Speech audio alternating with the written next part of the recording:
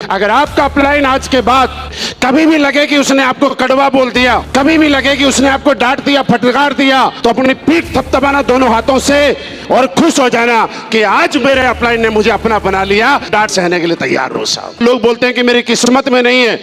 मैं आपको बताना चाहता हूं दोस्त, आपकी किस्मत में कैसे नहीं है। ऊपर वाले का परम आशीर्वाद था, अपार कृपा थी कि आपको 2 पैर पे उतारा है। अगर उसकी कृपा हमारी जिंदगी पे नहीं होती तो हमें 4 पैर पे उतार सकता था, 8 पैर पे उतार सकता था, हम रेंग के चल सकते थे, लेकिन 2 पैर के ऊपर चलने का सौभाग्य ऊपर वाले के आशीर्वाद से हमारी जिंदगी में आया। ये कोई छोटा मोटा आशीर्वाद नहीं है। दूसरी चीज, लोग बोलते हैं कि सर कामयाब होने के लिए कड़ी मेहनत करनी पड़ती है, किस्मत से कुछ नहीं होता। मैं एक चीज और बताना चाहता हूं कि कामयाब होने के लिए सबसे पहले आपके साथ आपकी किस्मत का होना भी बहुत जरूरी है। आज आप इस हॉल में बैठे हैं, अब तक ये आपकी किस्मत ही है। आज आपको पता है कि आप असलीफेस वेलनेस के अंदर हैं, यह आपकी किस्मत है। आप मुझे बताइए, आज जब हम जिस साल में हैं 2025 में असलीफेस वेलनेस में लोग ज्वाइन होंगे कि नहीं होंगे? बोल के बताइएगा। 2030 में, 2035 में, 2040 में, आप मुझे एक चीज बताइए, अगर 2030 में जिसको ज्वाइन होना है और आज मेरे जैसा कोई आदमी उसको प्लान दे देगा तो वह आज ज्वाइन होगा या 2030 में होगा? आज ज्वाइन होगा, लेकिन 2030 में वो इसलिए ज्वाइन होगा कि अगले 8 साल तक उसकी किस्मत में असलीफेस वेलनेस नहीं है। हम लोग सौभाग्यशाली हैं कि हमारी किस्मत खुल चुकी है। किस्मत में इतना दमदार प्लेटफॉर्म आ चल रहा है। किस्मत का नाम है मौका। किस्मत ने हमें मौका दिया। हमारे मेहनत इस तरह से हम लोग आज के बाद करेंगे कि पूरी दुनिया को चौंका देंगे। तैयार हैं? एक जब मार्केट में जाओ, मत सुनना किसी आदमी से कि कौन आपके बारे में क्या बोल रहा है। मत सुनना इस बात को लेके कि मेरे अपलाइन ने कोई ऐसी बात बोल दी कि मेरी ईगो हट हो गई, मेरे डाउनलाइन ने मेरी बात नहीं मानी। आपके काम के लिए कोई कुछ बोलता है, इसमें बुरा नहीं लग सकता, क्योंकि मुझे मालूम है कि इस काम से मुझे कामयाब होना है। आपको लगातार किसी की बात का कोई फर्क नहीं पड़ेगा। हमें भी पता है कि डाउनलाइन कभी बात मानेगी, कभी अपलाइन डांट भी देगा। मेरे दोस्त, आज के बाद अगर आपका अपलाइन कभी आपको कड़वा बोले तो बहुत सारे लोग फोन उठाना बंद कर देते हैं कि मेरे अपलाइन ने मुझे ऐसे बोल दिया, मेरे दिल पे बात लग गई। मुझे बताइए, जब पड़ोसी का बच्चा कम नंबर लेके आता है आपके घर में जश्न मनता है, लेकिन आपके एक बच्चा जब नंबर कम लेके आता है एक लंबा डंडा लेकर उसको पीटना शुरू करते हो। यस या नो? प्यार पड़ोसी के बच्चे से करते हो या अपने बच्चे से करते हो? क्योंकि जब पड़ोसी के बच्चे से आप प्यार नहीं करते, आपको खुशी होती है, अच्छा फेल हो गया, लेकिन आप वाला जब फेल होता है तो दिल पे दर्द होता है, इसलिए उसको डांटते हो, इसलिए उसको पीटते हो। अगर आपका अपलाइन आज के बाद कभी भी लगे कि उसने आपको कड़वा बोल दिया, कभी भी लगे कि उसने आपको डांट दिया, फटकार दिया, तो अपनी पीठ थपथपाना दोनों हाथों से और खुश हो जाना कि आज मेरे अपलाइन ने मुझे अपना बना लिया। डांट सहने के लिए तैयार रहो साहब। अपलाइन की डांट आपको जिंदगी में कहां से कहां पहुंचा सकती है। और फिर भी आपके समझ में ना आए तो एक चीज और सोचना, ठीक है किसी ने डांट दिया, मैं नेगेटिव हो गया, और एक डायरी लेके लिखना नेगेटिव होने के फायदे, और दूसरी साइड में लिखना नेगेटिव ना होने के फायदे। नेगेटिव होने का एक फायदा होगा कि ज्वाइन तो मैंने भी किया था, कुछ नहीं हुआ, लेकिन पॉजिटिव होने का फायदा यह होगा कि स्टेज पे जब आओगे तो ताल कटोरा स्टेडियम में आपके लिए तालियां बज रही होंगी। तो इस काम को दमदारी से करना है। करने के लिए तैयार हैं? कभी अगर आप चल चुके हो तो मेरे दोस्त पीछे मुड़ के मत देखना, अपने ऊपर फेलियर का टैग मत लगाना कि किस्मत से मौका मिला है, दूरी तय हो चुकी है, काम यहां नहीं तो कहीं और, कहीं तो करना पड़ेगा। और ऐसा बोला जाता है डायरेक्ट सेलिंग के अंदर कामयाब होना किसी कमजोर आदमी का काम नहीं है साहब।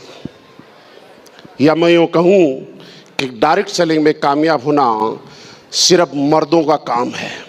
मर्दों का काम का मतलब ये नहीं समझना कि मर्द वही है जो जेंट्स है। आपने सुना है ना, खूब लड़ी मर्दानी वो तो झांसी वाली रानी थी, सुना है ना? मर्दों का शब्द का मतलब यह नहीं समझना कि आदमी है, इसका मतलब यह है कि वो काम और अपना रोल इस तरह से निभाए कि जिस काम के लिए जाए उस काम के अंदर अपनी मंजिल को पाके आ जाए और किस तरह से करना है मैं आपको बताऊं। एक छोटी सी कहानी बताता हूं पहले मैं आपको। एक रोहतक के पास का एक शराबी आदमी था, तो उसका काम क्या था, डेली दारू पी के घर आ जाता। उसकी बीवी बोलती, अजी घर बर्बाद हो गया, परिवार बर्बाद हो गया, आप क्यों दारू पीते हो? वो बोलता, नहीं मैं तो पीऊंगा। बोला क्यों? बोला मैं मर्द हूं। फिर वो 5-7 दिन के बाद आता, घर में झगड़ा करता, हल्ला मचाता। उसकी बीवी फिर बोलती, अजी मत पिया करो, तुम्हारे बच्चे बिगड़ जाएंगे, बच्चे बड़े हो गए। बोला नहीं मैं तो पीऊंगा, मैं तो मर्द हूं। फिर आता, रात को हंगामा होता, पड़ोसी आते, फिर बोलता है सर कि दारू क्यों पी रहा है? तो बोलता नहीं मैं तो पीऊंगा, मैं तो मर्द हूं। एक दिन क्या हुआ, रात को 12-1 बजे उसके घर में चोर घुस गए, और चोर घुसने के बाद सारा सामान लपेटने लग गए। जब सारा सामान लपेटने लग गए तो उसकी वाइफ जगी और अपने पति देव को जगा रही है, साहब उठो चोर आ गए। तो उसने इधर उधर देखा, चोर आ गए, तो उसने चुपके से चारपाई के नीचे घुस गया, और उसकी वाइफ बोल रही है कि चोर आ गए बचाओ। और उसने 3-4 चोर को देख के वो डर गया, और जब तक चोर सारा सामान नहीं लेके गए तब तक वो चारपाई के नीचे छुपा रहा। और उसकी बीवी बड़े गुस्से में आई, अरे बोलती तू तो डेली कहता था कि मैं मर्द हूं मर्द हूं मर्द हूं, और ये चोर आए और तू छुपा रहा। बोला भगवान तेरा ही तो मर्द हूं, इन चोरों का मर्द थोड़ा ही हूं। तो मेरे दोस्त, असली मर्दान की इस बात में नहीं है कि आप टीम के ऊपर जाके आदेश चलाएं। असली मर्दों वाली बात इस बात पे नहीं है कि अपलाइन ने कुछ बोल दिया और मैं आंख दिखा के बात करूं। असली मर्दों वाली बात तो यह है कि किसी ने मुझे बोला कि तू नहीं कर पाएगा, और मैंने बोला तेरे को करके दिखाता हूं। किसी ने बोला कि इतना आसान नहीं है जैगवार लेना, और आपके अंदर से आवाज आई कि किसी और के लिए काम करूं या ना करूं, मैं तेरे को जरूर करके दिखाऊंगा। मेरे दोस्त, यहां से एक चीज समझना, बात लोग बोले वो आपको लगनी चाहिए, बात जो लोग आपके खिलाफ बोले वो चुपनी चाहिए। बात अगर कोई आपके खिलाफ बोले तो उसका आपको दर्द होना चाहिए, और आपके अंदर एक कमिटमेंट आना चाहिए कि दुनिया जहर उगलेगी, लेकिन मैं उसको हर चीज को बर्दाश्त करूंगा, और बर्दाश्त करने के बाद मैं उनको साबित करके दिखाऊंगा। जब तक कामयाब ना हो जाओ, गुस्से में किसी को जवाब मत देना, गुस्सा किसी के ऊपर मत करना, क्योंकि दुनिया प्यार मांगती है, और प्यार करने वाले के पास दुनिया सब कुछ न्योछावर कर देती है। छोटी सी बात से बताता हूं, आपके खेत में सांप आता होगा, और वो सांप जो है वो जहर उगलता है, और आप डंडा लेके उसको मारने के लिए जाते हैं, और वही जब कोई जहर पीता है तो उसको लोग नीलकंठ महादेव के नाम से पूजते हैं।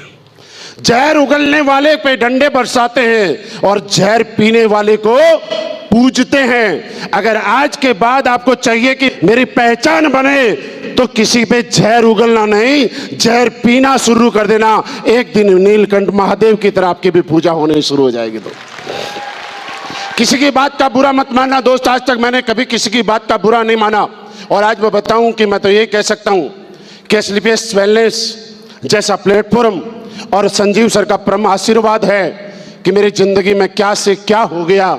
मैंने कभी नहीं सोचा था, मैं तो एक साइकिल वाला आदमी हूं, साइकिल से आया था, 500 रुपए की साइकिल से प्लान दिखाने के लिए जाया करता था। लेकिन फर्क इस बात से नहीं था कि मैं 500 रुपए की साइकिल से प्लान दिखाना चाहता हूं, मेरे दिमाग में विचार था कि आज तक मेरा प्लेटफॉर्म कमजोर था तो मैं साइकिल चलाता था, अब मेरे पास स्लीपियस वेलनेस आई, अब मैं जैगवार भी चलाऊंगा, ऑडी भी चलाऊंगा, मर्सिडीज भी चलाऊंगा, और आज तकरीबन 200 गाड़ियों का, लग्जरी गाड़ियों का काफिला अपनी टीम के अंदर है। यह हमारे लिए सबसे बड़ी बात है दोस्त। बात करें कि स्लीपियस वेलनेस क्या है, आप समझ के जाना। मैं किसी कंपनी की बुराई नहीं कर रहा हूं, लेकिन आपको प्राउड फील होना चाहिए आज कि आप कंपनी नहीं कर रहे हो, स्लीपियस वेलनेस में हो। क्या है मैं समझाता हूं। प्राउड इस बात से करना, किसी लीडर ने कितने पैसे कमाए ये किसी की कामयाबी नहीं है। कामयाबी इस बात में है कि आपके डाउन में, आपकी टीम में, आपके साथ आए हुए कितने लोग हैं जिन्होंने पैसे कमाए और कामयाब हैं। आप कामयाब हो तो कामयाबी नहीं है, आपकी कामयाबी रियली ये है कि आपके डाउन में, आपकी टीम में, आपके साथ भरोसा करने वाले लोग कामयाब हैं, तो ही अपने आप को कामयाब समझना। और आज मैं इसको सौभाग्यशाली मानता हूं कि आज मेरी टीम में 200 से ज्यादा लोग हैं जो करोड़पति हैं, आज हजारों लोग हैं जो लाखों रुपए से कई 50-50 लाख रुपए की इनकम ले चुके हैं, ये मेरे लिए बहुत बड़ी बात है।